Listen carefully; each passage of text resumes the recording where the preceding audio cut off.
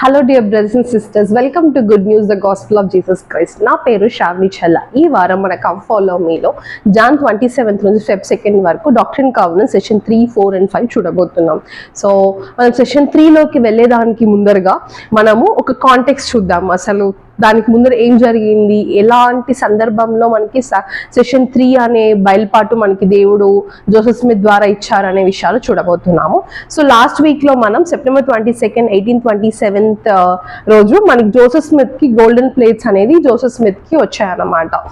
And డిసెంబర్లో ఏమైంది, అప్పుడు గోల్డెన్ ప్లేట్స్ తన దగ్గర ఉన్నప్పుడు చాలా మంది ఆ గోల్డెన్ ప్లేట్స్ని తీసుకోవడానికి ట్రై చేస్తుండేదాన్ని, దొంగిలించడానికి, ఇలా చాలా విషయాలు చేస్తుండే అనమాట. అందువలన డిసెంబర్ 1827 అప్పుడు Joseph Smith and Emma Smith ఊరైన పల్మారెన్, జోసెఫ్ స్మిత్ ఊరైన పల్మారెన్ నుంచి వాళ్ళ ఊరైన హార్మోనికి వాళ్ళు ట్రావెల్ అయ్యి వెళ్ళిపోతారన్నమాట.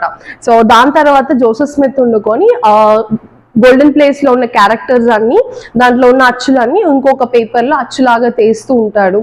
అండ్ Feb 1828లో వండుకొని మనం చూసినట్టయితే లాస్ట్ క్లాస్లో మనం చూసాము, మార్టిన్ వండుకొని వచ్చి ఆ ప్లేట్స్ని తీసుకువెళ్ళి స్కాలర్స్ దగ్గర అంతా చూపించి ఆ మ్యానుస్క్రిప్ట్స్ కాపీస్ని తీసుకెళ్ళి చూపించి ఇవి కరెక్ట్ ట్రాన్స్లేషన్ అడుగుతాడు. అండ్ సర్టిఫికేట్స్ దొరకలేదని మార్టిన్ చాలా సాడ్గా ఫీల్ అయ్యి రిటర్న్ జోసెఫ్ స్మిత్ దగ్గరికి వచ్చి చెప్తుంటాడు అనమాట.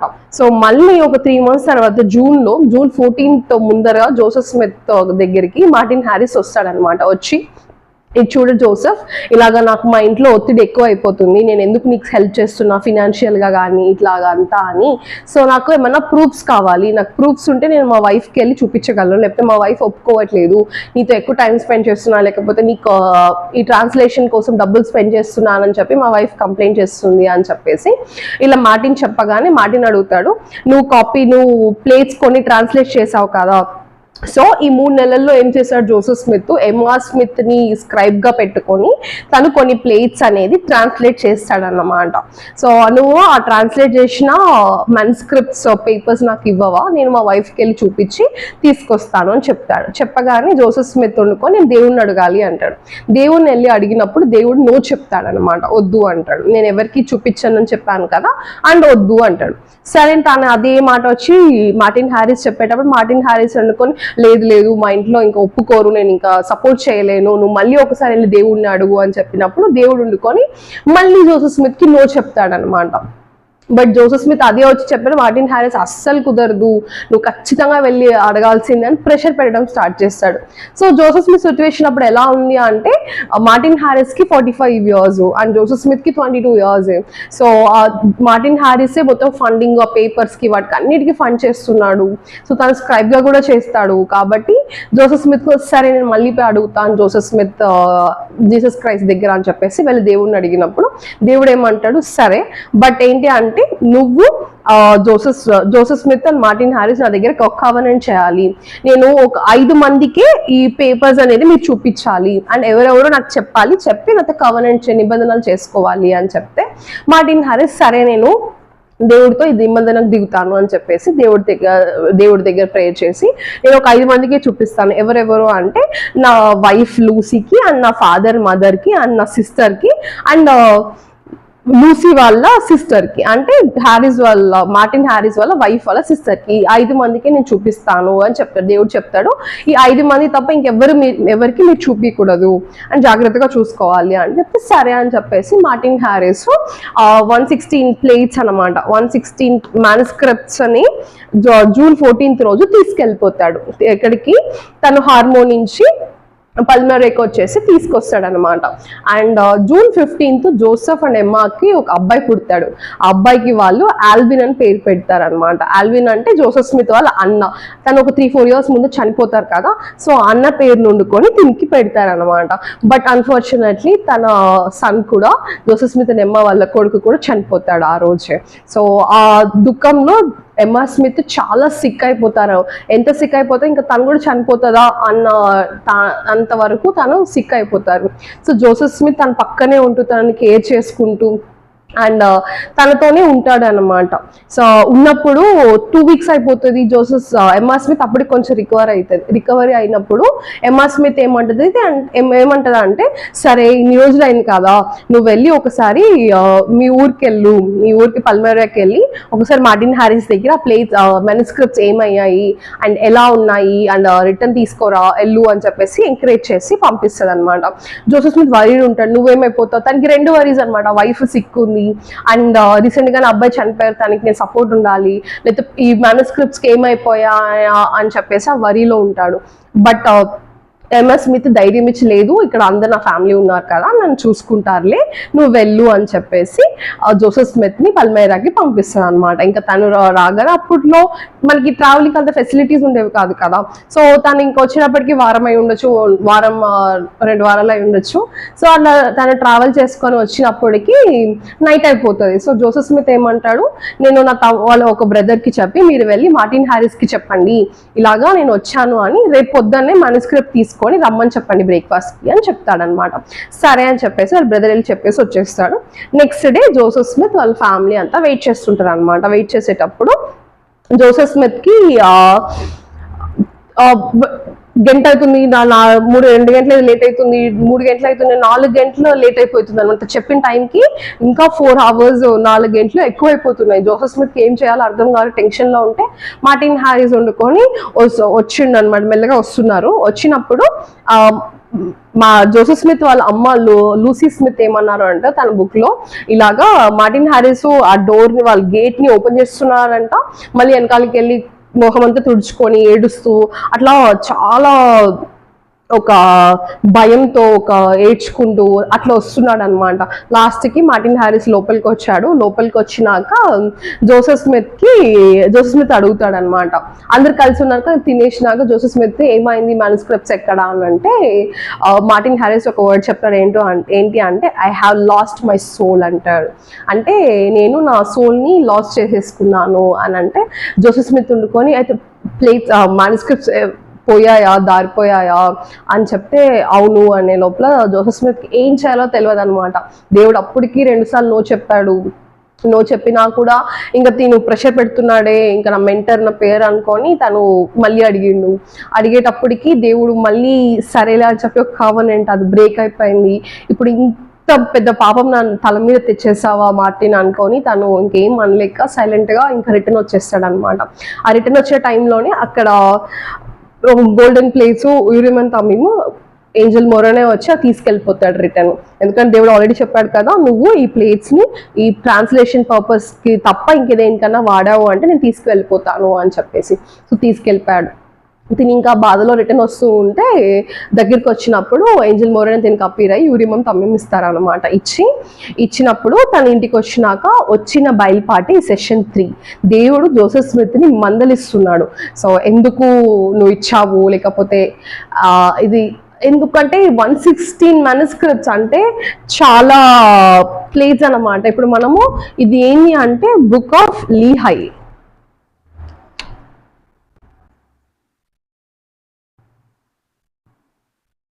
నీఫై వాళ్ళ నాన్న రాసేది ఆ బుక్కే మన దగ్గర లేదనమాట. సో మనం దాన్ని పోగొట్టుకున్నాము. అండ్ ఇప్పుడు మనం బుక్ ఆఫ్ నీఫై ఫస్ట్ చూస్తున్నాం, అది కాదు ఫస్ట్ ఉండేది లీహై బుక్ అనమాట. బట్ మన దగ్గర అది లేకుండా ఉంది. అండ్ దేవుడు వండుకొని చాలా ఆబ్వియస్లీ ఇంకా తను చెప్పిండు వద్దు అని చెప్పి, అయినా కూడా జోసెఫ్ స్మిత్ ఇచ్చే లోపల తను చాలా కోపంలో ఉన్నాడు. ఆ కోపంలో జోసెఫ్ స్మిత్ ని మందలిస్తూ ఇచ్చిన ఒక బయలుపాటే సెషన్ 3 అన్నమాట.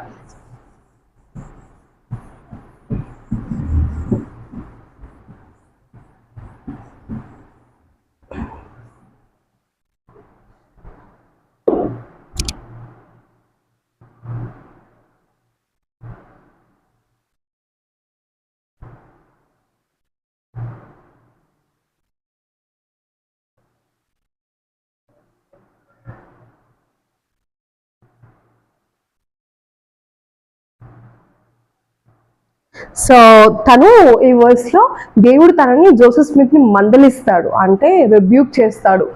తర్వాత తనకు ఒక హోప్ ఇస్తాడు. సో ఇవన్నీ విషయాలే మనం ఇప్పుడు చూడబోతున్నాం. దేవుడు ఫస్ట్ 1 to 3 వర్సెస్లో తను నా వర్క్ని ఎవరు స్టాప్ చేయలేరు అనే విషయాన్ని చాలా క్లియర్గా చెప్తాడు. అది తన వర్డ్స్లోనే విందాము. So doctrine covenants section 3 verse 1 to 3. మూడో ప్రకరణము. మోర్మన్ గ్రంథము మొదటి భాగము నుండి 1 నుండి 4. దేవుని ఉద్దేశ్యములు, ప్రణాళికలు, కార్యములు భంగపరచబడలేవు, అవి నిష్ఫలము కాలేవు. ఏలయనగా దేవుడు వంకర త్రోవలలో నడువడు, ఆయన కుడి ప్రక్కకైనను ఎడమ ప్రక్కకైనను మరలడు, ఆయన చెప్పిన దాని నుండి ఆయన మారడు గనుక ఆయన త్రోవలు సరళమైనవి మరియు ఆయన మార్గము ఒక నిత్య వలయమైయున్నది.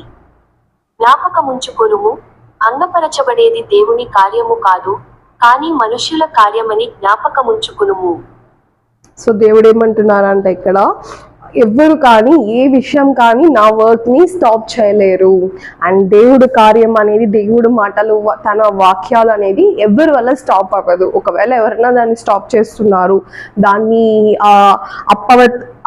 పవిత్రం పరుస్తున్నారు అంటే అది నా వర్క్ కాదు, మీరు మీ వర్క్నే మీరు అట్లా అన్హోలీ చేసుకుంటున్నారు, నా వర్క్ని అయితే స్టాప్ అవ్వదు అనే విషయాన్ని ఇక్కడ చాలా క్లియర్గా చెప్తున్నారు. నెక్స్ట్ దాంట్లో ఒకవేళ దేవుడు మాటలు వినకపోతే మనుషులకి ఏమైతుందని ఇక్కడ చెప్తున్నాడు. verse 4 నుంచి 5 దాకా.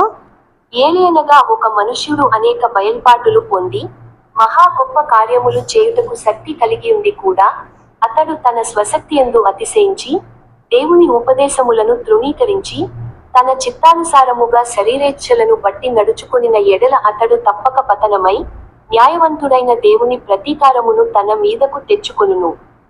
ఇదిగో, ఈ సంగతులతో నీవు అప్పగించబడి ఉన్నావు, కానీ నీకివ్వబడిన ఆజ్ఞలు ఎంతో కఠినమైనవి.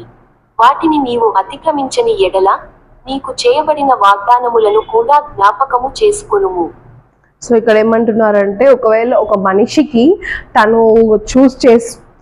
తను ఎన్నుకోబడి తనకి చాలా బయలుపాట్లు దేవుడు ఇస్తున్నట్టయితే ఆయన ఆ మనుషులు చాలా బయలుపాటు వస్తున్నాయి అని చెప్పి దేవుడు వాక్యం మీద దేవుడు వాక్యాలు, దేవుడు బయలుపాటులు వినకుండా తన ఓన్ స్ట్రెంగ్త్ అంటే మనిషి స్ట్రెంగ్త్ మీద తను వింటూ అండ్ దేవుడి యొక్క కౌన్సిల్స్ అన్ని వినకుండా ఉంటే దేవుడి యొక్క వెంజెన్స్ అంటే తన యొక్క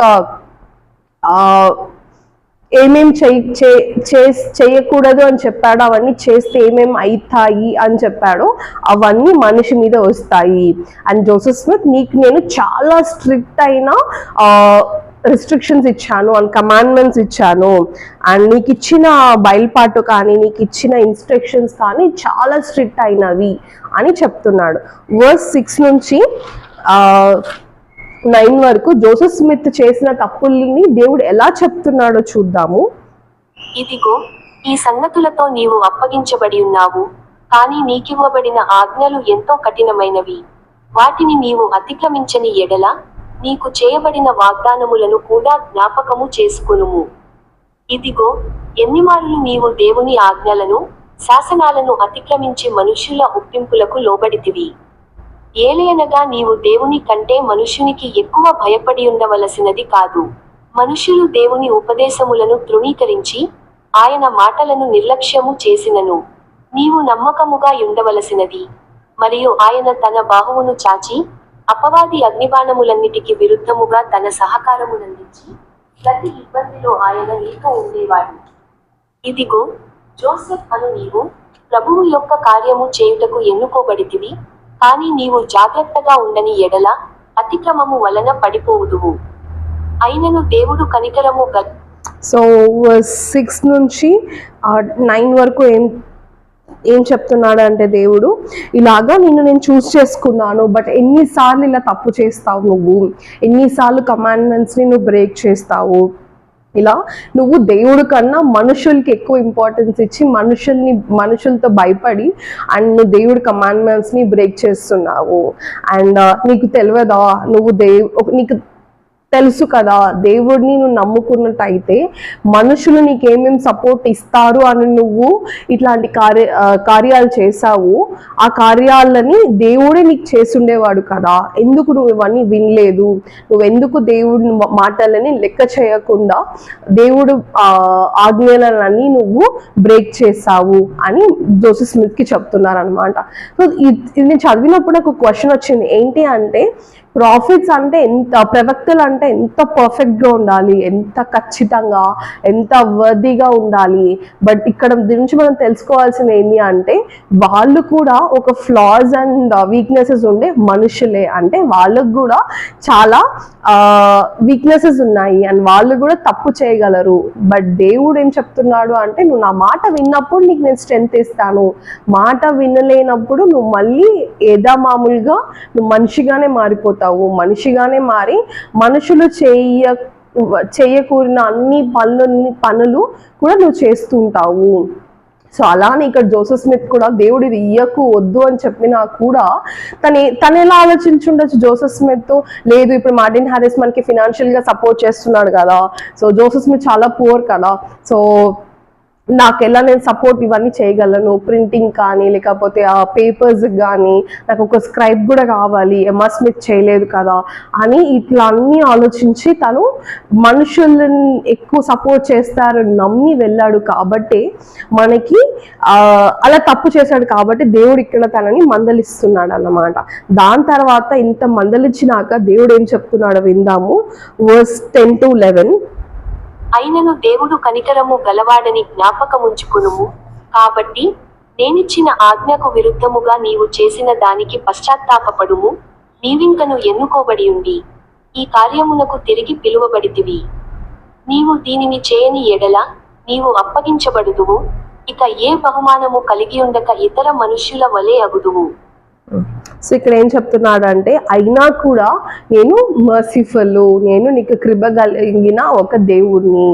నువ్వు చేసిన తప్పును తెలుసుకొని నువ్వు పశ్చాత్తాపం పడి నువ్వు రిపెంట్ అవ్వు. సో రిపెంట్ అయితే నేను మళ్ళీ నీకు ఆ గిఫ్ట్ అనేది ఇస్తాను, అని దగ్గర ఆ గిఫ్ట్ నేను తీసుకోను అని చెప్తున్నాడు అనమాట. అంటే దేవుడు జోసెఫ్ స్మిత్ అంత పెద్ద తప్పు చేశాడు, ఆ దేవుడి మాట వినకుండా మనుషుల్ని మాట వింటూ వాళ్ళ మీద ఎక్కువ హోప్స్ పెట్టుకొని ఆ ప్లేట్స్ అనేది ఆ మెన్స్క్రిప్ట్స్ అనేది తనకి ఇచ్చాడు. ఏమైంది, అవి లేకుండా పోయినాయి. మార్టిన్ హ్యారిస్ దాన్ని తిరిగి తీసుకోలేకపోయిండు. అండ్ మార్టిన్ హ్యారిస్ కూడా తను దేవుడితో చేసిన నిబంధనలని అన్ని తను బ్రేక్ చేశాడు అనమాట. మార్టిన్ హ్యారిస్ 5 మందికే చూపించమంటే తను 5 మందికి కాకుండా ఇంకా చాలా మందికి చూపించుండొచ్చు. అందువల్లనే అది ఎక్కడికి వెళ్ళాయి కూడా తెలియకుండా వెళ్ళిపోయాయి. సో అది జోసెఫ్ స్మిత్ తప్పే కదా. జోసెఫ్ స్మిత్ దేవుడు ఫస్ట్ టైం చెప్పినప్పుడే వినుంటే అసలు ఆ ప్లేస్ ఉండుండేవి. బట్ దేవుడు ఏమంటున్నాడు, సరే తప్పు చేసావు, ఎందుకంటే నువ్వు మనిషి కాబట్టి పర్లేదు, నువ్వు క్షమాపణ అడుగు నన్ను, నువ్వు మళ్ళీ ఆ పశ్చాత్తాపం పడి నువ్వు మళ్ళీ ఇంకా అది చెయ్యకుండా ఉండేటట్టు నిన్ను ప్రిపేర్ చేసుకో. నేను నిన్ను ఖచ్చితంగా నీకు మళ్ళీ ఆ గిఫ్ట్నిచ్చి ఈ వర్క్ని నేను కంటిన్యూ చేస్తాను అని చెప్తున్నాడు. దేవుడు ఎంత మర్సిఫుల్ కాదా. ఇలాగా ఎంత తప్పు చేసినా మనం దాన్ని గ్రహించి మళ్ళీ దేవుణ్ణి పశ్చాత్తాపం పడి అడిగాము అంటే ఖచ్చితంగా తను మనకి హెల్ప్ చేస్తాడు. అది మళ్ళీ ఇక్కడ నిరూపిస్తున్నాడు అనమాట దేవుడు. నువ్వు రిపెంట్ అవ్వు, నీకు మళ్ళీ నీ కాడుండే గిఫ్ట్ నేను తీసుకోను, ఎందుకంటే నువ్వు చోజన్ వన్. ఎవరు ఏం తప్పు చేసినా నా వర్క్ అనేది తీసుకోలేను అని చెప్తున్నాడు అనమాట. ఇంకా మనం ఈ సేమ్ చాప్టర్లో వర్స్ 16, 19 and 20 అలా చూసుకున్నట్టు అయితే దాంట్లో ఏం చెప్తున్నాడంటే, నేను ప్రామిస్ చేశాను నా గ్రంథం, ఈ బుక్ ఆఫ్ మార్మన్ గ్రంథము ఖచ్చితంగా ఈ కడవరి దినాల్లో నేను తీసుకొస్తాను అని నేను ప్రామిస్ చేశాను నీ యాన్సిస్టర్స్కి, నీ పూర్వీకులకి. సో నువ్వు ఒకవేళ నీ వల్ల వర్క్ ఆగిపోయినా లేకపోతే నువ్వు తప్పు చేసినా, నువ్వు ఒక మనుషుల వల్ల ఏం జరిగినా నేను ఖచ్చితంగా మళ్ళీ నా వర్క్ ని తిరిగి తీసుకొస్తాను, అండ్ నేను నీ పూర్వీకులకి ఇచ్చిన ప్రామిస్ ని నేను ఖచ్చితంగా ఫుల్ఫిల్ చేస్తాను. ఎందుకంటే దేవుడు ఒక ప్రామిస్ ఇచ్చాడు అంటే ఆ ప్రామిస్ ని తను ఖచ్చితంగా ఫాలో అవుతాడు. అండ్ తను ఆ ప్రామిస్ ని ఎప్పుడు బ్రేక్ చేయడు. ఎందుకంటే ఎన్ని ఆటంకాలు వచ్చినా, ఎన్ని సందర్భాలు వచ్చినా తను దాన్ని ఫుల్ఫిల్ చేస్తాడు అని దేవుడు అక్కడ చెప్తున్నారు అన్నమాట. సో మనం ఇక్కడ చూసుకున్నట్టయితే మన 2 థింగ్స్ నేను నేర్చుకున్నాను అనమాట. ఏంటి అంటే, మనం ఎంత తప్పు చేసినా మనం పశ్చాత్తాపపడి దేవుడి దగ్గరికి వెళితే తను మనని యాక్సెప్ట్ చేస్తాడు. యాక్సెప్ట్ చేసి మనల్ని ఫర్గివ్ చేసి మనల్ని మళ్ళీ తన ఒక ఇన్స్ట్రుమెంట్గా వాడుకుంటాడు. వాడి తన వర్క్ని ముందరికి తీసుకెళ్తాడు. అండ్ ఎంతమంది వచ్చినా, ఎన్ని ఆటంకాలు వచ్చినా, ఏ మనిషి వల్లను దేవుడి వర్క్ అనేది ఆగదు అనే విషయాన్ని ఇక్కడ దేవుడు జోసెఫ్ స్మిత్కి చాలా క్లియర్గా చెప్తున్నాడు అన్నమాట.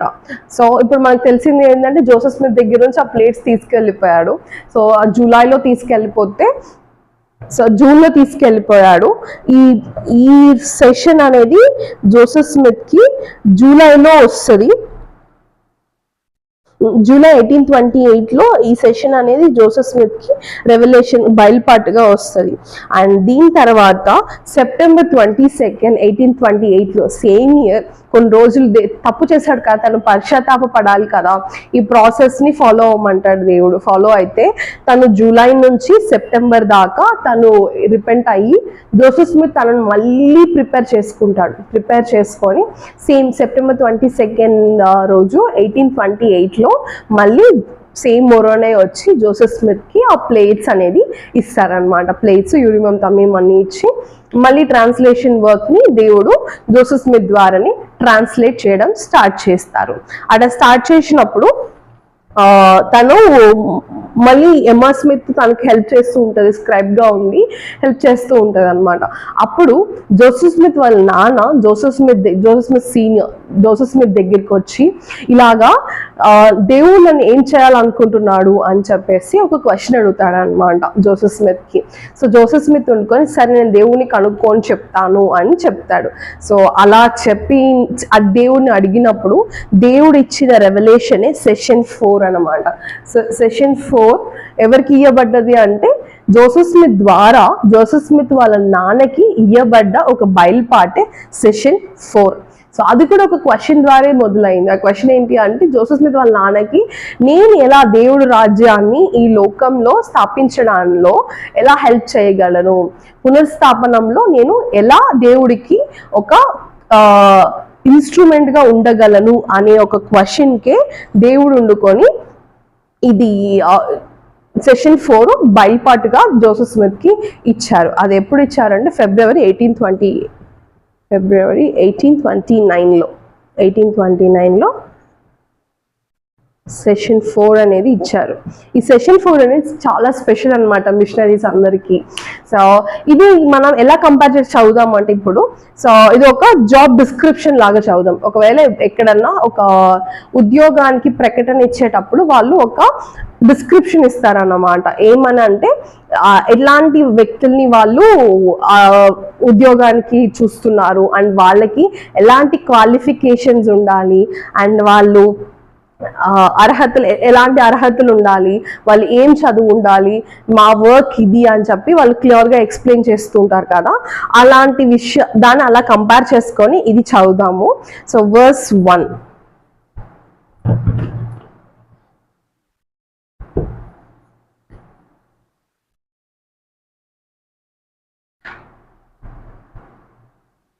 నాలుగో ప్రకటన 1801 నుండి, ఇదిగో ఒక ఆశ్చర్యకార్యము నరుల సంతానము మధ్యకు రాబోచున్నది. సో ఏం చెప్తున్నారని, ఫస్ట్ 1లో ఈ నరుల ఈ లేటర్ డేస్ లో ఒక వర్క్ రాబోతుంది. ఆ వర్క్ ఏంది, ఎట్లాంటి వర్క్ రాబోతుంది అని చెప్పారు అంటే,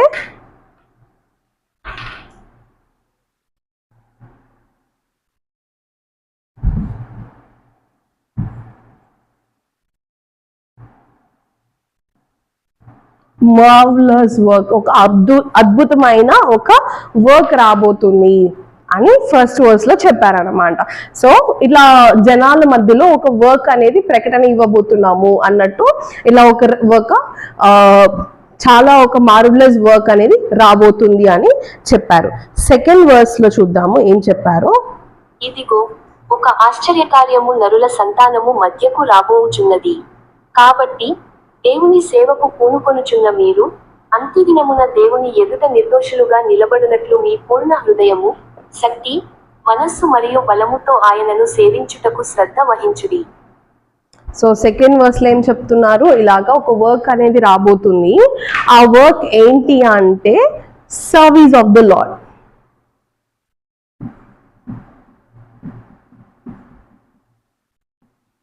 సర్వీస్ ఆఫ్ గాడ్.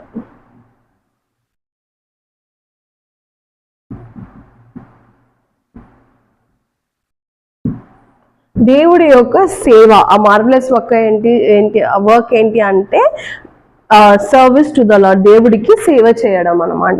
సో దానికి ఏం చెప్తున్నారు అంటే దీనికి మీరు ఈ సర్వీస్ ఆఫ్ ద లార్డ్, దేవుడికి సేవ చేయడానికి మీరు ఎలా మిమ్మల్ని ప్రిపేర్ చేసుకోవాలి అంటున్నారు అంటే ఆల్ యువర్ హార్ట్,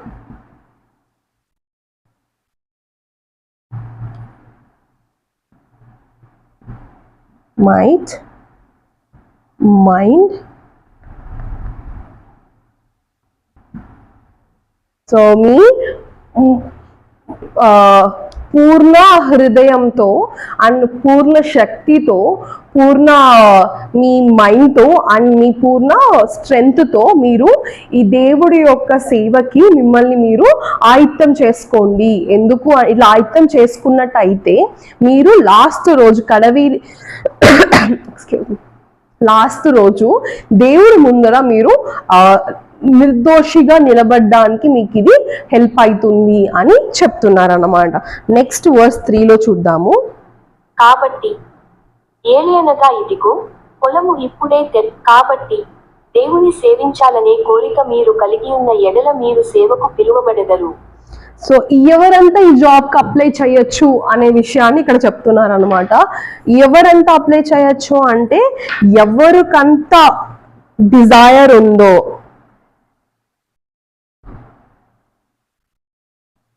వాళ్ళందరూ ఈ జాబ్ కి అప్లై చేయొచ్చు అనే విషయాన్ని చెప్తున్నారు అనమాట. ఎవరికంత కోరిక ఉందో, నేను దేవుడికి సేవ చేయాలి, దేవుడు వర్క్ చేయాలి, దేవుడి రాజ్యంలో నేను ఒక పార్ట్ గా ఉండాలి అనుకుంటున్నారో వాళ్ళందరూ ఈ జాబ్ కి అప్లై చేయొచ్చు అని చెప్తున్నారు. అండ్ దీని యొక్క స్కోప్ ఏంటి, ఈ జాబ్ కి, ఈ service to the God scope ఏంటి, ఎలా ఉండబోతుంది ఈ వర్క్ అనేది చెప్తున్నారు. వర్స్ 4లో కాబట్టి దేవుని సేవించాలనే కోరిక మీరు కలిగి ఉన్న ఏలియనగా ఇదిగో పొలము ఇప్పుడే తెల్లబారి కోతకు వచ్చి ఉన్నది. ఇదిగో తన శక్తితో కొడవలిని వాడువాడెవడో అతడు నశించకుండునట్లు సమకూర్చి దాచుకొనును, అంతేకాక తన ప్రాణమునకు రక్షణను తెచ్చుకొనును.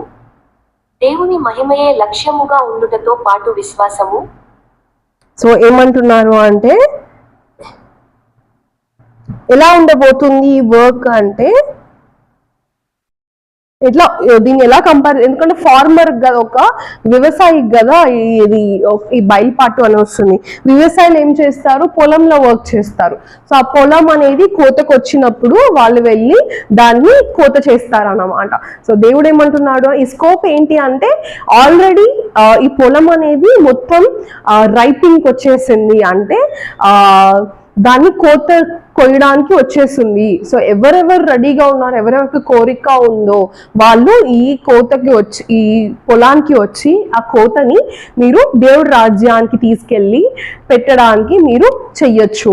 ఇదే స్కోప్ అన్నమాట. ఆల్రెడీ వర్క్ అంతా రెడీ ఉంది, మీరు వెళ్ళడమే ఆలస్యం అన్నట్టు దేవుడు చెప్పాడు అన్నమాట. నెక్స్ట్ దీనికి క్వాలిఫికేషన్స్, అంటే ఏ జాబ్ కన్నా ఏ ఉద్యోగం కన్నా మనం అప్లై చేసే ముందర మనకు అర్హతలు చూస్తారు కదా, అంటే ఈ డిగ్రీ చదువు ఉండాలి, ఇలాంటి క్వాలిఫికేషన్స్ ఉండాలి అని చూస్తారు కదా. అలా ఈ దేవుడు ఒక సేవకి వెళ్ళడానికి ఏమేం అర్హతలు కావాలి అనేది చూద్దాము. Verse 5 and 6. దేవుని మహిమయే లక్ష్యముగా ఉండుటతో పాటు విశ్వాసము, నిరీక్షణ, దాతృత్వము, ప్రేమ వారిని ఆ పనికి అర్హునిగా చేయును. సో ఏమేమి అర్హుడిగా చేస్తారు దీనికి? Faith, hope, charity and love. ఇంకొకటి ఏమి అంటే I single the glory of God. ఏమేమి అర్హతలు ఉండాలి ఒకరు దీనికి అప్లై చేయాలి అంటే, ఏమేమి అర్హతలు కలిగి ఉండాలి అంటే వాళ్ళకి విశ్వాసం అనేది ఉండాలి, ఫెయిత్ అనేది ఉండాలి, హోప్ అనేది ఉండాలి, చారిటీ ఉండాలి, లవ్ ఉండాలి. ఇవన్నీ కలిగి ఉంటే ఆ వ్యక్తి ఈ జాబ్కి, ఈ ఉద్యోగానికి, దేవుడి సేవకి వాళ్ళు అర్హతలు, ఈ అర్హతలన్నీ వాళ్ళు పొంది ఉండాలి అని చెప్తున్నారు. అండ్ ఇంకోటి ఏం చెప్పారు అంటే I single to the glory of God అంటే దేవుడిని చూసేటప్పుడు, దేవుడు వర్క్ చేసేటప్పుడు మన దృష్టి, మన శక్తి, మన దృష్టి, మన హృదయం అన్నీ దేవుడి మీదనే ఉండాలి అని చెప్తున్నారు అనమాట. దీన్ని నేను చూసినప్పుడు I single to the glory of God అంటే నేను ఎలా అర్థం చేసుకుంటాను అంటే, మనం ఒక విషయాన్ని చేసే ముందర లేకపోతే చేసేటప్పుడు మనం మన కళ్ళతో చూస్తాం అన్నమాట. మన కళ్ళతో చూస్తే మనకు ఒకలాగా అర్థమవుతుంది. మేబీ ఈ లోక ప్రకారంగా కానీ లేకపోతే మనకి ఇష్టం వచ్చినట్టు అయి కానీ ఇలా మనకి కనబడుతుంది. బట్ దేవుడు దాన్ని ఒక్క విధానంలో చూస్తాడు. సో మనం ఎప్పుడు మన విధానాన్ని వదిలేసి దేవుడి విధానంలో చూస్తామో అప్పుడు మనము I single to the glory of God కి ఉంటామన్నమాట. సో ఏ విషయమైనా కానీ దేవుడు ఏం చెప్తున్నాడు అంటే, నేను ఎలా చూస్తానో మీరు అలా ఆ విషయాన్ని చూడండి. ఒక వ్యక్తిని ట్రీట్ చేసేటప్పుడు అయినా కానీ లేకపోతే ఒక విషయాన్ని చేసేటప్పుడైనా కానీ దేవుడు ఎలా చూస్తాడు, ఈ దేవుడు ఈ విషయాన్ని ఎలా చేస్తాడు, ఎలా చెయ్యాలి అనుకుంటున్నాడు నన్ను అని ఒక విషయాన్ని మనము గుర్తుపెట్టుకొని చేసినట్టయితే మనము దాన్ని దేవుడి యొక్క ఐస్తో మనం చేసినట్టు ఉంటుంది అన్నమాట. సో దీనికి క్వాలిఫికేషన్ అది. మీకు ఏమేమి ఉండాలి? Faith, hope, charity and love. దాంతో పాటు దేవుడి యొక్క కళ్ళతో చూసేంత మనము నిరీక్షణతో ఉండాలి. Next 6th verse. విశ్వాసము, సుగుణము, జ్ఞానము, ఆశానిగ్రహము, సహనము, సహోదర ప్రేమ, దైవభక్తి, దాతృత్వము, వినయము, శ్రద్ధను జ్ఞాపకముంచుకొనుము. అడుగుడి, మీకది ఇవ్వబడును, తట్టుడి, మీకది తెరవబడును. ఆమేన్. 5 ప్రకరణము. సో దీంతో పాటు ఏమేమి గుర్తుపెట్టుకోమని చెప్తున్నాడు దేవుడు మనని? ఆ అర్హతలతో పాటు faith, virtue, knowledge, temperance, patience, brotherly kindness, godliness, charity, humility and diligence. ఇవన్నీ ఏమంటారు? ఇవన్నీ వండుకొని అంటే మనలో ఉన్న ఒక క్వాలిటీస్ అన్నమాట. ఈ క్వాలిటీస్ అన్నీ దీన్ని మీరు ఇంప్రూవ్ చేసుకోండి, ఇవన్నీ మీలో మీరు కల్టివేట్ చేసుకోండి, ఇవన్నీ అలవాటు చేసుకోండి. ఒకవేళ ఏదైనా విషయం లేదు మనలో అంటే దేవుణ్ణి అడగండి, దేవుడు ఇస్తాడు అని 7th verse లో చెప్పారనమాట. Ye shall receive, knock and it shall be open. ఒకవేళ మీకు ఏమన్నా దీంట్లో ఒక క్వాలిటీ నాలో లేదు అంటే నేను దేవుణ్ణి అడిగి దాన్ని నేర్చుకున్నాను అంటే ఖచ్చితంగా దేవుడు అది నాకు ఇస్తాడు అని నమ్మమంటున్నాడు అన్నమాట. సో ఇలాంటి ఒక జాబ్ ఉంటే మనం అప్లై చేస్తామా? సింపుల్ జాబ్, దేవుడు ఇంకేం అడగట్లేదు. నువ్వు ఇన్ని గంటలు పని చేయాలి, అన్ని గంటలు పని చేయాలి, టార్గెట్స్ ఇవి, లేకపోతే ఇది కంప్లీట్ చేయకపోతే నేను జాబ్ నుంచి తీసేస్తా, ఇవన్నీ ఏం చెప్తలేదు. దేవుడు ఏమంటున్నాడు? ఒక వర్క్ ఉంది. ఆ వర్క్ ఏంటి అంటే ఒక బ్రహ్మాండమైన ఒక వర్క్, ఒక పని. ఆ పని ఏంటంటే నాకు మీరు సేవ చేయడం. సో దేవుడు ఒక రాజ్యంలో మనం సేవ చేయడం. అండ్ ఆ సేవకి దేవుడు మనని ఏమడుగుతున్నాడు? నీ పూర్ణ హృదయంతో, నీ పూర్ణ శక్తితో నా దగ్గరికి వచ్చి నువ్వు దాన్ని చేసుకో, నువ్వు వర్క్ ని చెయ్యండి అంటున్నారు. నెక్స్ట్ ఏమంటున్నాడు దేవుడు? దీనికి పెద్ద క్వాలిఫికేషన్ ఏం అక్కర్లేదు. ఎవరెవరంతా అప్లై చేయొచ్చు అంటే ఎవరికంతా కోరిక ఉందో, దేవుడికి సేవ చెయ్యాలి అని కోరిక ఉందో ఆ కోరిక ఉంటే చాలు, మీరు దేవుడి యొక్క సేవకి మీరు రావచ్చు అంటున్నాడు అన్నమాట. అండ్ నెక్స్ట్ ఏమంటే అంటే స్కోప్ ఆఫ్ వర్క్, ఎలాంటి వర్క్ ఉండబోతుంది అని చెప్పాడు అంటే ఆల్రెడీ పొలం రెడీగా ఉంది, మీరు జస్ట్ వెళ్ళి కోత కొయ్యాలంతే. మీరు వెళ్ళి దాన్ని అన్ని కట్ చేసుకొని అన్ని గ్యాదర్ చేసి హార్వెస్ట్ చేసి దేవుడి దగ్గరికి తీసుకురావాలి అంతే. అండ్ దానికి మీరుని ఎలా అర్హతలు మీలో పెంచుకోవాలి అంటే faith, hope, charity and love ఇవైతే కంపల్సరీ మీలో ఉండాలి. దాంతో పాటు ఇంకా కొన్ని క్వాలిటీస్ చెప్పాడు అన్నమాట. సో ఆ క్వాలిటీస్ అన్ని మనలో పెంచుకోవాలి. ఒకవేళ లేదు అంటే భయపడకండి, నన్ను అడగండి, నేను మీకు ఆ క్వాలిటీస్ని ఇస్తాను అని కూడా చెప్పాడు అనమాట. ఎంత క్లియర్గా ఉంది కదా. సో దేవుడు నేను ఆల్రెడీ అన్నీ ప్రిపేర్ చేసి పెట్టాను, జస్ట్ మీరు వచ్చి నా రాజ్యంలో నాకు సేవ చేస్తే చాలు. మీరు అది నాకు చేసినట్టు కాదు, మీ సోదరులకి చేసినట్టే. అండ్ మీరు ఎలా దీన్ని చేస్తారో, మీరు దీన్ని ఎలా చేయమంటున్నాడు దేవుడు అంటే I single to the glory of God. అంటే దేవుడిని దృష్టిలో పెట్టుకొని దేవుడు మనల్ని ఎలా చేయమంటున్నాడో దేవుడు కళ్ళ ద్వారా చూసి మనం దాన్ని చేయమంటున్నాడు అన్నమాట. ఇది చాలా స్పెషల్ అయిన స్క్రిప్చర్. ఇది జోసెఫ్ స్మిత్ వాళ్ళ నాన్నకి చెప్పిన తర్వాత అప్పుడు దాకా జోసెఫ్ స్మిత్ ఎప్పుడు మిషనరీ వర్క్ ఏమి చేయలేదన్నమాట. బట్ ఇది విన్నప్పటి నుంచి తను చనిపోయేదాకా తను ఈ విషయాలన్నీ తను చేశాడు అన్నమాట. అందరికీ ఈ గాస్పల్ని, ఈ సువార్తని తీసుకువెళ్ళి అందరికీ బోధించాడు, అందరికీ తన టెస్టిమోనీ షేర్ చేశాడు. వెంటనే వాళ్ళ ఫ్యామిలీస్ అందరికీ వెళ్ళి తిని చెప్పగానే అందరూ యాక్సెప్ట్ చేశారు అన్నమాట. అది ఎంత పెద్ద విషయం. దేవుడు ప్రామిస్ ఇచ్చాడు కదా, మీరు వెళ్ళి చెప్పండి, వాళ్ళు యాక్సెప్ట్ చేస్తారు అని చెప్పి. సో ఇదే అన్నమాట దేవుడు మనకి ఇచ్చిన ఇన్విటేషన్. అండ్ ఈ జాబ్ వండుకొని ఇంకా అవైలబుల్గా ఉంది, ఇప్పుడు కూడా మనం అందరం అప్లై చేయొచ్చు. సో యూత్ పీపుల్ అంటే వైఎస్ఏ వాళ్ళు కానీ మిషన్కి వెళ్ళాలి అనుకునే వాళ్ళు మనకు అన్ని నేను మిషన్కి అప్లై చేసినప్పుడు నాకు ఒక డౌట్ ఉండే అనమాట. నేను అన్నీ నేర్చుకోవాలి, నేను బైబిల్ గురించి తెలుసుకోవాలి, బుక్ ఆఫ్ మోర్మన్ గురించి తెలుసుకోవాలి, అన్ని స్టోరీస్ తెలుసుకోవాలి, ఇలా ఎవరైనా క్వశ్చన్ అడిగితే ఇలా చెప్పాలి, అట్లా ప్రిపేర్ అవ్వాలి అనుకున్నా. బట్ నాకు ఒక ఇది ఉన్నా అనమాట, నాకు అంత రాదు కదా, ఒకవేళ నేను వెళ్ళి ఏం చెప్తానో, ఎలా దేవుడికి సేవ చేస్తానో అనుకున్నా. బట్ ఈ వర్డ్స్ చదివినప్పుడు ఉత్త డిజైర్ ఉంటే మాత్రమే చాలు, ఆ కోరిక ఉంటే మాత్రమే చాలు అని దేవుడు చెప్పినప్పుడు నాకు చాలా హ్యాపీ ఫీల్ అయింది. ఏమీ రాదు, బట్ ఆ కోరిక ఉంటే చాలు, దేవుడే నిన్ను హెల్ప్ చేసి నిన్ను ప్రిపేర్ చేస్తాడు. అండ్ నీలో ఒక 5 క్వాలిటీస్ పెంచుకో, faith, hope, charity and love. And ఈ 4 క్వాలిటీస్ నువ్వు పెంచుకో. దీంతో పాటు ఇంకా చెప్పిన ఆ క్వాలిటీస్ నీలో పెంచుకోవడానికి దేవుడే హెల్ప్ చేస్తాడు అని నేను విన్నప్పుడు నేను చాలా హ్యాపీగా ఫీల్ అయ్యాను అనమాట. సేమ్ ఇలాగనే ఇదే ఇన్విటేషన్ దేవుడు మన అందరికీ ఇస్తున్నాడు. అండ్ ఇదే చాప్టర్ సెషన్ 4 అన్నమాట.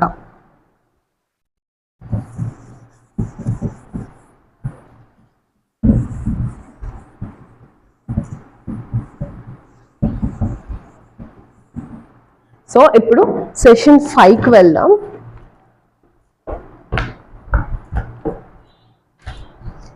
సెషన్ 5 ఎప్పుడు జరుగుతుంది అంటే మార్చ్ 1829లో. ఇది ఇంకా ఇంట్రెస్టింగ్ ఏంటి అంటే మార్టిన్ హారిస్ గుర్తుంది కదా, మార్టిన్ హారిస్ ఏం చేశారు, ఇలా మ్యానుస్క్రిప్ట్ని తీసుకువెళ్ళి దాన్ని పోగొట్టేశారు కదా. సో అది లేకుండా పోయింది కదా. బట్ ఇట్లా జోసెఫ్ స్మిత్ అక్కడ కలిసాడు కదా పల్మైరాలో, అదే లాస్ట్ అనమాట. ఇంకా జోసెఫ్ స్మిత్ తర్వాత వచ్చేసి తన వర్క్ స్టార్ట్ చేసేసాడు. అండ్ సెషన్ 3, సెషన్ 4 రెవల్యూషన్స్ వచ్చేసాయి, బయలుపాట్లు వచ్చాయి, దాన్ని రాశాడు. అండ్ తన ట్రాన్స్లేషన్ తను స్టార్ట్ చేసుకుంటూ వెళ్తున్నాడు అన్నమాట. వెళ్తేటప్పుడు మళ్ళీ మార్టిన్ హారిస్ వస్తాడు. ఎందుకు వస్తాడు అంటే మార్టిన్ హారిస్ వాళ్ళ వైఫ్ లూసీ ఏం చేస్తుందా అంటే జోసెఫ్ స్మిత్ మీద ఒక కేసు పెడుతుంది అన్నమాట. కేసు ఏం పెడుతుంది అంటే ఏం చెప్పి పెడతాదని కోర్టులో, ఇలా జోసెఫ్ స్మిత్ వండుకొని అందరినీ ఆకట్టుకుంటున్నాడు. ఎందుకు ఎలా అంటే ఆకట్టుకొని డబ్బులు గుంజుతున్నాడు, నేను ఇట్లా గోల్డెన్ ప్లేట్స్ని ట్రాన్స్లేట్ చేస్తున్నా, ఒక బుక్ని తీసుకొస్తాను అని చెప్పేసి. బట్ అలాంటి బుక్ ఏం లేదు. జోసెఫ్ స్మిత్ అందరినీ అబద్ధం చెప్పి తను డబ్బులు గుంజడానికి ఇలా మోసం చేస్తున్నాడు అని చెప్పేసి జోసెఫ్ స్మిత్ మీద అక్కడ పల్మైరాలో కోర్టులో కేసు వేస్తుంది అనమాట. ఆ కేసు వేసినప్పుడు ఇట్లా జోసెఫ్ స్మిత్ కేసు వేసింది కదా. సో మార్టిన్ ఏం చేస్తాడు అంటే తను ఇంకా ప్రూఫ్ ఉంటే తను ఇంకా అక్కడ కేసులో నుంచి తొందరగా కేసుని క్లోజ్ చేయొచ్చు. అండ్ ఆల్సో మార్టిన్ ఎలాంటి ఒక వ్యక్తి అంటే తనకి ప్రూఫ్ కావాలి, తన ప్రూఫ్ ఉంటే నేను ఖచ్చితంగా చేయగలను అనే ఒక వ్యక్తి అన్నమాట. అలా ప్రూఫ్ కావాలి అని మళ్ళీ జోసెఫ్ స్మిత్ కి దగ్గరికి వచ్చి మార్చిలో ఏం అడుగుతాడు అంటే, ఇలా నాకు నువ్వు గోల్డెన్ ప్లేట్ చూపిస్తావా, నేను దాన్ని నాకు ప్రూఫ్ కావాలి, ప్రూఫ్ ఉంటేనే నేను నమ్మగలను. అండ్ ఆల్సో ఇట్లా కేసు ఉంది, ఆ ప్రూఫ్ దాన్ని వాళ్ళకి చూపిస్తేనే ఆ కేసు అనేది ఇది అవుతుంది అని చెప్పేసి జోసెఫ్ స్మిత్ కి మార్టిన్ హ్యారిస్ చెప్తాడు అనమాట. ఒకవేళ నేను అలాంటి సిచ్యువేషన్ నేనుంటే ఆల్రెడీ నీ వల్లనే 116 మ్యానుస్క్రిప్ట్స్ పోయాయి, నువ్వు పోవయ్యా అని చెప్పేసి నేను తిడుతుండేనేమో. బట్ జోసెఫ్ స్మిత్ అలా ఏం చేయలేదు. జోసెఫ్ స్మిత్ ఏం చెప్పాడు అంటే, సరే నేను దేవుణ్ణి కనుక్కుంటాను అని చెప్పేసి చెప్తాడు అన్నమాట. సో అలా దేవుడు ఈ క్వశ్చన్ కనుక్కునేదానికి వెళ్ళినప్పుడు జోసెఫ్ స్మిత్ కి ఇచ్చిన బయలుపాటే ఈ సెషన్ 5 అన్నమాట. ఆ సెషన్ 5లో దేవుడు చాలా క్లారిటీగా చెప్పుకుంటారు కొన్ని విషయాలు. ఏమేమి విషయాలు అనేది చూద్దాము. So session 5 verse 7.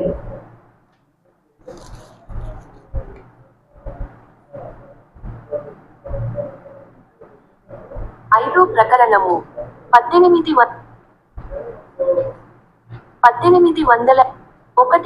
ఇదిగో నేను ఇప్పుడు నీవు నాతో పలకలను అనువదించు, నేను నీతో ఏలయనగా ఇక మీద ఇదిగో వారు నా మాటలను నమ్మని ఎడల నా సేవకుడవైన జోసెఫ్ వారు నిన్ను నమ్మరు, సాధ్యమైన ఎడల నేను నీకప్పగించిన వీటన్నిటిని నీవు వారికి చూపించినను వారు నమ్మరు. సో ఏమంటున్నాడు దీనికి ముందర ఈ 6 verses లో దేవుడు ఏం చెప్తున్నాడు అంటే, ఇలాగ ఆల్రెడీ ఇట్లా ప్రూఫ్ కోసమే లాంటి మ్యానుస్క్రిప్ట్స్ ఇచ్చాము, బట్ అవే తిరిగి రాలేదు. అండ్ మార్టిన్ హ్యారిస్ నాతో చేసిన నిబంధనని తను బ్రోక్ చేసేసాడు. అండ్ నువ్వు కూడా మార్టిన్ హ్యారిస్ వల్ల నువ్వు కూడా బ్రోక్ చేసి నువ్వు నా కమాండ్మెంట్స్ ని బ్రేక్ చేసావు. అండ్ జోసెఫ్ నీకు ఒకటి చెప్తున్నా విను, ఏంటి అంటే ఒకవేళ వాళ్ళు నా మాట నమ్మకపోతే నీ మాట కూడా నమ్మరు.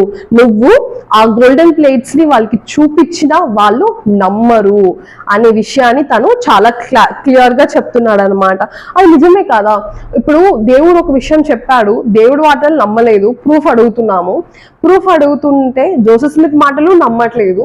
అండ్ దాన్ని పెట్టినా కూడా ఎవరు నమ్మరు కదా. ఒకవేళ నమ్మినా కూడా దాన్ని ఇప్పుడు దాకా మనం ఒక మ్యూజియంలో పెడుతుంటేనే జనాలు నమ్ముతారు. ఓకే ప్లేట్స్ ఉన్నాయి కదా, ఇదే ట్రాన్స్లేషన్ నమ్ముతారు. బట్ అది విశ్వాసం కాదు కదా. దేవుడు అదే అంటున్నాడు అనమాట, నా మాటలు ఎవరు నమ్ముతారు, నా మీద విశ్వాసం పెట్టినోళ్ళే నా మాటలు అనేది నమ్ముతారు. ఒకవేళ విశ్వాసం లేదు అంటే, నా మాటల మీదే విశ్వాసం లేదు అంటే ఇంకా నీ మాటల మీద అండ్ ఆ ప్లేట్స్ మీద ఎలా నమ్ముతారు అనే విషయాన్ని జోసెఫ్ స్మిత్ కి చెప్తున్నారు. అండ్ వర్స్ 10లో ఇదిగో అయ్యో అవిశ్వాసం, ఇదిగో నా సేవకుడవైన కానీ ఈ తరము వారు నీ ద్వారా నా వాక్యమును పొందెదరు. సో జోసెఫ్ స్మిత్ ఇంకొక ఏం చెప్తున్నారు అంటే, ఇప్పుడుండే తరము ఈ జనరేషన్ ఏంటి అంటే చాలా స్టిఫ్ నెక్డ్ పీపుల్ ఉంటారు, ఎవరు ప్రూఫ్స్ లేకుండా ఏం నమ్మరు. బట్ ఆ విశ్వాసమే నాకు కావాలి, అలా విశ్వాసంతో నమ్మిన వాళ్ళు నమ్మచ్చు. ఈ తరానికి నీ ద్వారా నేను నా సువార్తని నేను వీళ్ళకి చెప్తాను అనే విషయాన్ని చెప్తున్నాడు అన్నమాట. అండ్ నీతో పాటు ఇంకా నేను కొంతమందికి చెప్తాను అని చెప్తున్నారు. వర్స్ 11 to 15 చదువుదాము. కానీ ఈ తరము వారు నీ ద్వారా నా వాక్యమును పొందెదరు, నీ సాక్ష్యముతో పాటు నా సేవకులలో 3 సాక్ష్యము, అనగా ఎవరినైతే నేను పిలిచి నియమించెదనో, ఎవరికైతే నేను ఈ పలకలను చూపెదనో, వారు నీ ద్వారా ఇవ్వబడిన నా వాక్యములతో ముందుకు సాగెదరు. అవును, ఈ సంగతులు సత్యమని వారు నిశ్చయముగా తెలుసుకొందురు, ఏలయనగా నేను దానిని పరలోకము నుండి వారికి ప్రకటించెదను. అవి ఉన్న విధముగా వాటిని చూచి వీక్షించినట్లు వారికి నేను సత్యమును గ్రహించెదను. మరియు ఈ సమయంలో అరణ్యములో నుండి నా సంఘము చంద్రుని వలె స్పష్టముగా, సూర్యుని వలె కాంతివంతముగా, వజములతో వచ్చు సైన్యము వలె భయంకరముగా లేపబడి ముందుకు వచ్చుటకు మొదలు పెట్టుచుండగా ఈ విధమైన సాక్ష్యమును పొందుటకు ఈ తరములో మరెవరికి నేను ఈ శక్తిని ప్రసాదించను. నా వాక్యమును గూర్చి 3 సాక్షుల సాక్ష్యమును నేను ముందుకు పంపెదను. ఇదిగో ఎవరైతే నా మాటలయందు నమ్మిక ఉంచెదరో వారిని నా ఆత్మ ప్రత్యక్షత ద్వారా నేను దర్శించెదను. వారు నా మూలముగా అనగా నీటి మూలముగాను ఆత్మ మూలముగాను జన్మించెదరు. సో దేవుడు ఏం చెప్తున్నాడు అంటే వీళ్ళకి ఎంత ప్రూఫ్స్ ఇచ్చినా ఎవరు నమ్మరు, వాళ్ళు మళ్ళీ ప్రూఫ్స్ అనేది అడుగుతూనే ఉంటారు. బట్ నేనేం చేస్తాను, నా వార్తలకి నీ ద్వారా ఈ లోకానికి చెప్తాను, అంటే ఒక సాక్ష్యం అనేది ఇస్తాను. ఆ ఫస్ట్ సాక్ష్యం నీదై ఉంటుంది. ఆ నీతో పాటు ఇంకొక ముగ్గురికి నేను ఈ ప్లేట్స్ని చూపించి వాళ్ళని సాక్ష్యంగా నేను వాళ్ళని సెలెక్ట్ చేసుకుంటాను అని దేవుడు చెప్తున్నాడు అన్నమాట. అంటే దేవుడు చాలా క్లియర్ గా ఉన్నాడు, ఎవరంతా నా మాటలు నమ్మాలనుకుంటున్నారో వాళ్ళు విశ్వాసంతో నమ్మండి, ప్రూఫ్స్ తో కాదు. ప్రూఫ్స్ తో అంటే ఎవరైనా నమ్ముతారు, బట్ నువ్వు విశ్వాసంతో నమ్మినప్పుడే నువ్వు నా మాట నమ్మినట్టు అండ్ నువ్వు నా సువార్తని నువ్వు ఫాలో అయినట్టు అని దేవుడు చెప్తున్నాడు అనమాట. ఇలా ముగ్గురుతో నేను చేస్తాను. ఒకవేళ ఎవరంతా నా మాటలు నమ్మి ఈ నీ సాక్ష్యంని, ముగ్గురు సాక్ష్యాన్ని వింటారో వాళ్ళకి నేను నా ఆత్మని వాళ్ళకి ఇస్తాను. ఎలా ఇస్తాను అంటే నీటి ద్వారా అండ్ ఫైర్ ద్వారా, అంటే బాప్తిజం. ఎవరెవరంతా నా మాటని నమ్ముతారో వాళ్ళు ఖచ్చితంగా నా దగ్గరికి వచ్చి బాప్తిజం పొంది నా పేరుని వాళ్ళ మీద తీసుకుంటారు. అండ్ అలా తీసుకున్నప్పుడు వాళ్ళు ఏం చేస్తారు అంటే వాళ్ళకి బాప్తిజం వాటర్ ద్వారాను అన్న సాక్ష్యము అన్న స్పిరిట్ హోలీ గోస్ట్ వండుకొని వాళ్ళకి నేను ఇస్తాను అనే ప్రామిస్ ని దేవుడు అక్కడ చేస్తున్నాడు అన్నమాట.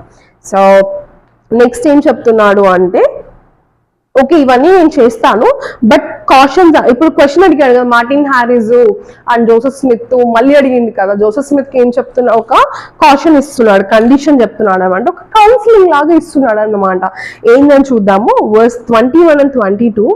And now I commanded you, my servant Joseph, to repent and walk more uprightly before me, and to yield to the persecutions of men no more. And that you be firm in keeping the commandments wherewith I have commanded you. And if you do this, behold, I grant unto you eternal life, even if you should be slain. So ఏమంటున్నాడు అంటే ఇవన్నీ నువ్వు పట్టించుకోకు, ఎంతమంది వచ్చి ఏం చెప్పినా నువ్వు పట్టించుకోకు. నువ్వు పట్టించుకుంటూ ఉంటే జనాలు చెప్తూనే ఉంటారు. అండ్ ఇంకేం చెప్తున్నారు అంటే నువ్వు ఇవన్నీ వదిలేసి నువ్వు నా కమాండ్మెంట్స్, నేను నీకు ఇచ్చిన నిబంధనలని, నేను నీకు ఇచ్చిన ఆజ్ఞలని నువ్వు పాటించు, అది చాలు. నేను ఖచ్చితంగా నీకు ఇటర్నల్ లైఫ్ అనేది ప్రామిస్ చేస్తున్నాను. ఒకవేళ నువ్వు చనిపోయినా కానీ, ఈ పర్సిక్యూషన్స్ వల్ల, ఈ జనాల వల్ల నువ్వు చనిపోయినా కానీ నీకు ఇటర్నల్ లైఫ్ అనేది నేను నీకు ప్రామిస్ చేస్తున్నాను అని దేవుడు చెప్తున్నా. ఇది జోసెఫ్ స్మిత్ కి చెప్పినప్పుడు. బట్ మార్టిన్ హ్యారిస్ కదా అడిగింది, మార్టిన్ హ్యారిస్ కూడా ఒక కౌన్సిల్ దేవుడు ఇస్తున్నాడు. ఏంటి అంటే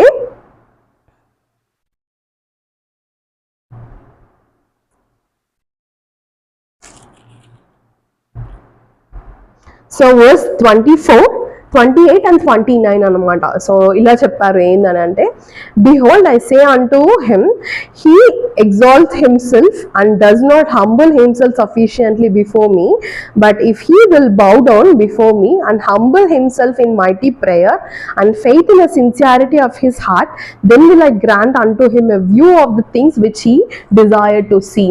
సో మార్టిన్ హ్యారిస్ కి ఏం చెప్పమని చెప్తున్నారు అంటే తనని హంబుల్ అవ్వమంటున్నాడు. హంబుల్ అయ్యి తను చేసిన తప్పుని తను ఒప్పుకొని తను రిపెంట్ అయ్యి పశ్చాత్తాపడి తను క్లియర్గా ఉన్నాడు అంటే తనకి నేను ఖచ్చితంగా ఈ విషయాలని తనకి చూపిస్తాను అని విషయం చెప్తున్నారు అనమాట. అండ్ వర్స్ 28లో, and now except he humble himself and acknowledge unto me the things that he has done which are wrong, and covenant with me that he will keep my commandments and exercise faith in me, behold I say unto him, he shall have no such views, for I will grant unto him no views the things of which I have spoken.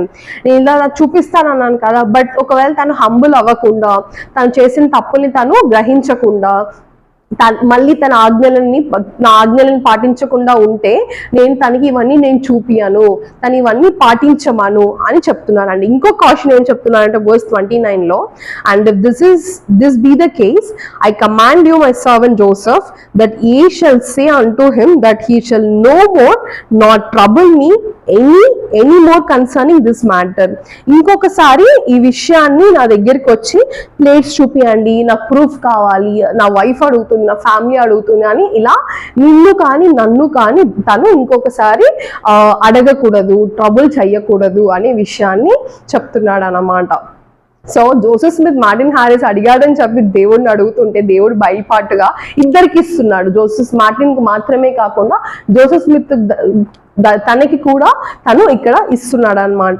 So దేవుడు చెప్పినట్టు ఎన్ని తప్పులు ఒకవేళ తప్పు తెలియకుండా చేస్తున్నా కానీ, ఎందుకంటే ప్రతి మనిషికి వీక్నెసెస్ అని ఉంటాయి. ఆ వీక్నెసెస్ వల్ల మనం తప్పులు చేస్తూ ఉంటాం. ఎన్ని తప్పులు చేసినా కానీ బట్ నువ్వు దాన్ని గ్రహించి దేవుడు చెప్పినట్టు విని దేవుడి దగ్గరికి వెళ్ళి తన ఆజ్ఞలను కీప్ చేశాము అంటే తను ఖచ్చితంగా మనని క్షమించి మనం మళ్ళీ తన వర్క్ చేయడానికి తను యాక్సెప్ట్ చేసుకుంటాడు అన్నమాట. అండ్ దీంట్లో ఇంకో చూసుకున్నట్టయితే తను ప్రామిస్ చేశాడు కదా దేవుడు జోసెఫ్ స్మిత్ ద్వారా మార్టిన్ హారిస్ కి, నువ్వు ఇవన్నీ పాటించావు అంటే నీకు నేను చూపిస్తాను అని తను ప్రామిస్ కీప్ చేసుకుంటారు అనమాట. ఈ ముగ్గురు విట్నెసెస్ ఉన్నారు కదా, ఈ ముగ్గురు విట్నెసెస్ లో మార్టిన్ హారిస్ కూడా ఒక వ్యక్తి. దీని గురించి మనం నెక్స్ట్ వీడియోలో నెక్స్ట్ క్లాస్ లో మనం చూస్తాము. సో ఈ రోజు నేను నేర్చుకున్నది ఏంటి అంటే, ఎంత మంది వచ్చినా ఎన్ని ఆటంకాలు వచ్చినా దేవుడి యొక్క వర్క్ ని, తన యొక్క రాజ్యం ఈ లోకంలో స్థాపించడాన్ని ఎవరు ఆపలేరు. అండ్ ఎంత మంది వచ్చినా కానీ ఎవరు ఏమి ఆపలేరు. అండ్ ఎంత ప్రాఫిట్ అయినా కానీ, ఎంత రైచియస్ పర్సన్ అయినా కానీ వాళ్ళకి ఆ వీక్నెసెస్ అనేది ఉంటాయి అండ్ వాళ్ళు తప్పు చేయగలరు. అందుకే దేవుడు మనకి ఒక గిఫ్ట్, రిపెంటెన్స్, పశ్చాత్తాపం అనే గిఫ్ట్ ఇచ్చి మళ్ళీ మనం దాన్ని సరిదిద్దుకోవడానికి మనకి హెల్ప్ గా దేవుడు ఉంటున్నాడు. అండ్ బుక్ ఆఫ్ మోర్మన్ మన కోసమే, ఈ డిస్పెన్సేషన్ కోసమే రాయబడ్డ ఒక గ్రంథము. అండ్ మనం దేవుడు ఆజ్ఞల్ని పాటించాము అంటే మన లైఫ్లో కూడా మనం చాలా బ్లెస్సింగ్స్ అనేది పొందొచ్చు. ఎందుకు అంటే దేవుడు ఎప్పుడు తను మనకి ప్రామిస్ చేసిన ప్రామిసెస్ని కీప్ చేస్తాడు, దాన్ని బ్రేక్ అయితే చేయడు. అండ్ నాకు తెలుసు ఇవన్నీ నిజమని. ఇవన్నీ జీసస్ క్రైస్ట్ నామంన షేర్ చేసుకుంటున్నాను. ఆమేన్. ఇది నాకేం అర్థమైంది, నేనేం నేర్చుకున్నాను విషయాలని మీతో నేను షేర్ చేసుకుంటున్నాను. ఒకవేళ మీకేమన్నా సజెషన్స్ ఉన్నాయి, మీకేమైనా క్వశ్చన్స్ ఉంటే మీరు కమెంట్ బాక్స్లో కమెంట్ చేయొచ్చు. Thank you.